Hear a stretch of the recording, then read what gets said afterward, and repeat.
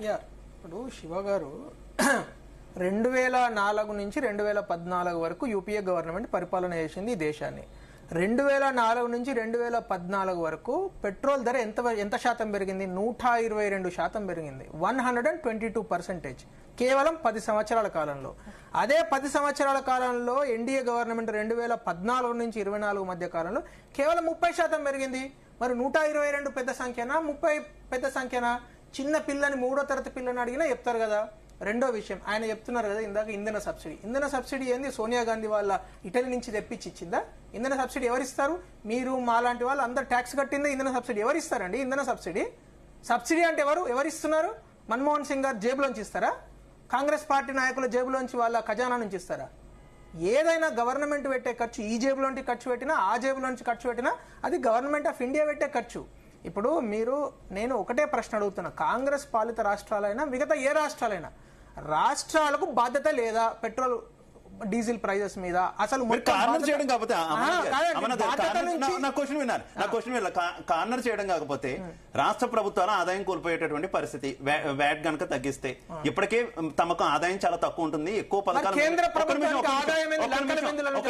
ఒక్క నిమిషం ఎక్కువ పథకాలు మేమే రన్ చేస్తున్నాము కేంద్ర ప్రభుత్వంతో పోలిస్తే ఆ పథకాలు మాకు ఆదాయం తగ్గుతుంది. అఫ్ కోర్స్ మీరు సమర్థించవచ్చు, భారతీయ జనతా పార్టీ పాలిత రాష్ట్రాల్లో మేము తగ్గిస్తున్నాం కదా వ్యాట్ అని చెప్పేసి.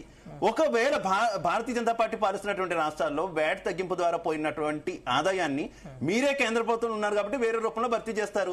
విపక్షాలు పరిపాలిస్తున్నటువంటి రాష్ట్రాల్లో అలా భర్తీ చేస్తారా? అలా ఆర్థిక సహాయం వారికి అందిస్తారా? అందించారు కదా, అదే వారు చెప్తున్నటువంటి అంశం. ఇప్పుడు ఈ రాష్ట్రంలో 42 రైల్వే స్టేషన్స్ డెవలప్ అవుతున్నాయి, అమృత్ భారత్ రైల్వే స్టేషన్స్. ఈ రాష్ట్రంలో అనేక హైవేలు వస్తున్నాయి. ఒక్క హైవేల మీద 1,10,000 కోట్ల రూపాయలు ఖర్చు అయినాయి. ఇప్పుడు ఈ రాష్ట్రంలో వేసిన హైవే తెలంగాణలో తెలంగాణ ప్రజలకు ఉపయోగపడదా? అది ఏ డబ్బులతో వేస్తారు? కేంద్ర ప్రభుత్వం పెట్రోల్ మీద డీజిల్ మీద వేసిన ట్యాక్స్ తోనే కదా. మరి రేవంత్ రెడ్డి గారు వసూలు చేసే 30 రూపాయల నుంచి ఆయన ఎన్ని హైవేలు వేసిండో చెప్పాలి కూడా, అది కూడా చెప్పాలి కదా. వాళ్ళు కూడా చెప్పాలి కదా, ఎన్ని రోడ్లు వేసిండు, ఎన్ని బస్ స్టాండ్లు కట్టించిండు, ఎన్ని హాస్పిటల్ కట్టించిండు. మరి ఈ 2.5 సంవత్సరాల్లో ఒక ఇటుక కూడా ఆయన తయారు చేయలేదు కదా, ఇప్పటివరకు ఒక గోడ కూడా పెట్టలేదు కదా. యంగ్ ఇండియా స్కిల్ యూనివర్సిటీ అని చెప్తున్నాడు. ఇప్పుడు నేను అనే ప్రశ్న ఏంటంటే, కేంద్ర ప్రభుత్వం వసూలు చేసే ట్యాక్స్ మీకు కళ్ళ ముందు కనబడుతున్నది. రోడ్లు కనబడుతున్నాయి, హైవేలు కనబడుతున్నాయి, ఎయిర్పోర్ట్లు కనబడుతున్నాయి, రైల్వే. దానికి మానవతారావు గారు లేరు కాబట్టి ఆయన వెర్షన్ నేను చెప్తాను, ఆయన లేరు కాబట్టి నేను చెప్తాను. మీరు చెప్పండి. ఒక నిమిషం. రాష్ట్ర ప్రభుత్వంగా, తెలంగాణ రాష్ట్ర ప్రభుత్వంగా మేము రైతు రుణమాఫీ చేసాం. మాకు వస్తున్నటువంటి వ్యాట్ని కావచ్చు, ట్యాక్స్లు కావచ్చు, మేము రైతు రుణమాఫీ చేస్తాం. మీరు ఎవరికి రుణమాఫీ చేశారు? ఎవరు రుణాలు, బ్యాంకులు ఇచ్చినటువంటి రుణాలు కేంద్ర ప్రభుత్వం ఎవరికి మాఫీ చేసింది? ఈ తరహా క్వశ్చన్ కూడా కాంగ్రెస్ నాయకులు అడుగుతారు కదా. అప్పుడు అడగండి సార్, ఇప్పుడు అడుగుతానే చెప్పడానికి రెడీ ఉన్నా కదా.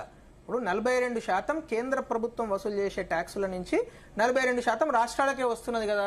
ఈ 42%తో పాటుగా రాష్ట్ర ప్రభుత్వము తన సొంత ఖజానా కోసము లిక్కర్ పైన అట్లాగే పెట్రోల్ పైన వ్యాట్ వేస్తున్నది.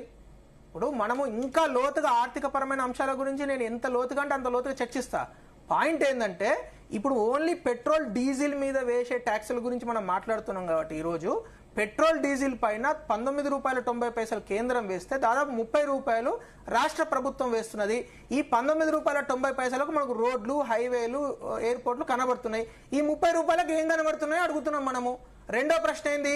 నిజంగా మానవతారాయ్ గారికి లేకుంటే కాంగ్రెస్ ప్రభుత్వానికి చిత్తశుద్ధి ఉంటే మరి యూపీఏ హయాంలో 122% పెంచిన పెద్ద మనుషులు మరి ఇక్కడికి వచ్చేసరికి మరి ఎందుకు మీరు 30% పెంచుతానే 30% పెంచుతారా 30% పెంచుతారా అని గగ్గోలు పెడుతున్నారు? 122% పెద్దగానా 30% పెద్దగానా? మూడో ప్రశ్న నేను ఒకటే పాయింట్ చేసి కంక్లూడ్ చేస్తాను. భారతదేశం కానీ ఏ అభివృద్ధి చెందిన దేశం కానీ energy security is very very important. మనం దాదాపు 90% ఆయిల్ ఇంపోర్ట్ చేస్తాము. అందరికీ తెలిసిన విషయమే. మన దేశంలో ఆయిల్ ప్రొడ్యూస్ కాదు, ఎందుకంటే మనకు లేవు బావులు. కానీ మనం ఏం చేశాం? గత 12 సంవత్సరాలుగా మోడీ గారి ముందు చూపు వలన ఎనర్జీ సెక్యూరిటీలో ఇవాళ పవర్ సెక్యూరిటీలో అంటే పవర్ ఇన్స్టాల్డ్ కెపాసిటీలో దాదాపు రెన్యూవబుల్ ఎనర్జీ రిసోర్సెస్ అంటే సోలార్ లాంటి renewable energy resources 29% installed capacity 150 గిగావాట్ల ఇన్స్టాల్డ్ పవర్ కెపాసిటీ యూపీఏ హయాంలో కేవలం 3 గిగావాట్లు ఉండేది, ఇది 150 గిగావాట్లు వచ్చింది. అది ఎక్కడి నుంచి వచ్చింది? పిఎం సూర్యఘర్ యోజన కావచ్చు, పిఎం కుసుమ్ స్కీమ్ కావచ్చు, ఇవన్నిటితోనే ప్రతి ఇంటి పైన మీరు సోలార్ పవర్, ఎందుకంటే solar is coming for free. Narendra Modi గారికైనా ఫ్రీయే, మీకైనా ఫ్రీయే, నాకైనా ఫ్రీయే. సో సోలార్ను ఉపయోగించుకోండి అని సబ్సిడీ ఇస్తున్నది కేంద్ర ప్రభుత్వం. అది ముందు చూపు అంటే. ముందు చూపు అంటే 2026లో ఈ రోజు సంక్షోభం గురించి మనం మాట్లాడుతున్నాం, కానీ 2014లోనే నరేంద్ర మోడీ గారు ఇట్లాంటి ఒక మనము సోలార్ పైన విపరీతమైన ఫోకస్ చేయాలి. ఈరోజు సోలార్ 150 గిగావాట్లు ఉట్టిగానే అయిందా అండి? ఆ తర్వాత హైడ్రో ఎనర్జీ మీద ఈ రోజు మైక్రో హైడ్రో పవర్ ప్లాంట్లు పెడుతున్నాము. ఆ కోల్ యొక్క ప్రొడక్షన్ దాదాపు 600 మిలియన్ మెట్రిక్ టన్స్ ఉన్న కోల్ ప్రొడక్షన్ ఈరోజు 1044 మిలియన్ మెట్రిక్ టన్స్ అయింది. ఉట్టిగానే అయిందా అదంతా? ఇప్పుడంటే సంక్షోభం ఉంది. ఎగ్జాక్ట్లీ. ఇప్పుడు సంక్షోభం గురించి ఎంతో ముందు చూపుంటేనే కోల్ ప్రొడక్షన్ పెంచాము, ఎంతో ముందు చూపుంటేనే సోలార్ మీద ఫోకస్ చేశాము, ఎంతో ముందు చూపుంటేనే ఈరోజు ఆల్టర్నేట్ ఎనర్జీ రిసోర్సెస్ పైన కాన్సన్ట్రేట్ చేస్తున్నాము. ఎంతో ముందు చూపు ఉంది కాబట్టి ఇవాళ బ్యాటరీస్ పైన తర్వాత డిజిటల్ ఇన్ఫ్రాస్ట్రక్చర్ మీద ఇన్వెస్ట్ చేస్తున్నాం. అలాగే వీటన్నిటికీ ఆన్సర్ చెప్పారు అమర్నాథ్ గారు. ఇందాక మానవతారాయ్ గారు మరో క్వశ్చన్ కూడా రైజ్ చేశారు. అమెరికా ఎలా చెప్తే అలా తలూపుతున్నారు, డొనాల్డ్ ట్రంప్ ఎలా చెప్తే అలా తలూపుతున్నారు అనేటటువంటి ఒక అంశాన్ని ఆయన ప్రస్తావించినారు. చెప్పండి, ఇరాన్ నుంచి ఎందుకు మనం పెట్రోల్ దిగుమతులు తగ్గించుకున్నాం? పూర్తిగా 0% ఎందుకు చేసుకున్నాం? రష్యా నుంచి రీసెంట్ గానే మనం ఎందుకు తగ్గించుకున్నటువంటి పరిస్థితి? ఎవరు చెప్తే తగ్గించుకున్నాం, ఎందువల్ల తగ్గించుకోవాల్సి వస్తుంది? జస్ట్ ఆన్సర్ అంతే. రష్యా నుంచి తగ్గించారని ఎవరు చెప్పారు? మనం ఒక్కసారి మీరు చూడండి, గూగుల్లో కొట్టి చూడండి ఏ మంత్ ఏ దేశాల నుంచి. ఇప్పుడు ఇది సోషల్ మీడియా. ఇరాన్ ఏమైంది? ఇరాన్ నుంచి ఎందుకు జీరో చేసుకున్నాం? సార్ మీరు అడిగిన ప్రశ్నకు జవాబు. ఇప్పుడు మీరు సోషల్ మీడియా లేని జమానాలో ఇట్లాంటి అబద్ధాలు చెప్తే ప్రజలు నమ్మేటోళ్ళు కావచ్చు. కానీ ఈ రోజు మీరు జస్ట్ మ్యాప్ మై షిప్ అనే ఒక వెబ్సైట్ పెడితే you can see every ship coming to India. ఎక్కడి నుంచి ఏమొస్తున్నాయి? ఇప్పుడు హార్ముజ్ జలసంధిలో ఒక బ్రేక్ వేశారు కాబట్టి అక్కడి నుంచి రావట్లేదు. ఇరానే చెప్తున్నది కదా మా నుంచి మీరు కొనడంలో వీఆర్ థ్యాంకింగ్ ఇండియా అని. ఈరోజు ఇరాన్ నుంచి సార్ ఎక్కడైతే మీకు సమస్యలు లేవో అక్కడి నుంచి మనం కొంటున్నాం. పశ్చిమాసియాలో చోటు చేసుకున్న పరిణామాలు చమురు ధరలు విపరీతంగా పెంచేశారు. అంతర్జాతీయ మార్కెట్ లో క్రూడ్ ఆయిల్ ధరలు తగ్గినప్పుడు ఎప్పుడైనా లాభం ఇచ్చారా? లాభం ఎందుకు ఇవ్వలేదు? ఇప్పుడు మాత్రం వెంటనే డేట్ కూడా చెప్పాను కదా madam, 2026 March 25th. You can just check on this day excise డ్యూటీని 10 రూపాయలు పెట్రోల్ పైన, 10 రూపాయలు డీజిల్ పైన తగ్గించింది భారత ప్రభుత్వము. మరి భారత ప్రభుత్వం తగ్గించింది అంటే మరి అది నిజం కాదు అంటే ఇక నేను ఎక్కడికి వెళ్ళాలి? మీరు డేట్ కొట్టండి.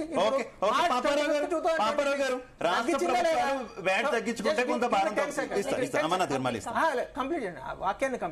తగ్గించింది, అనేక సార్లు తగ్గించుకుంటూ వస్తున్నది. ఆ సందర్భాన్ని బట్టి వ్యూహాత్మకంగా భారత ప్రభుత్వము ఫైనల్ కన్స్యూమర్ కు ఇవ్వాల్సిన వెసులుబాటు ఇస్తున్నది. నేను అడిగే ప్రశ్న ఏంటంటే, భారత ప్రభుత్వానికి ఎంతనైతే జవాబుదారీతనం ఉందో అంత జవాబుదారీతనము మరి రాష్ట్ర ప్రభుత్వాలకు ఎందుకు లేదు? రాష్ట్ర ప్రభుత్వాలు, ఇప్పుడు తెలంగాణ ప్రభుత్వం ఉన్నది, 12.5 సంవత్సరాల నుంచి 2 పార్టీలు పరిపాలన చేసినాయి కదా.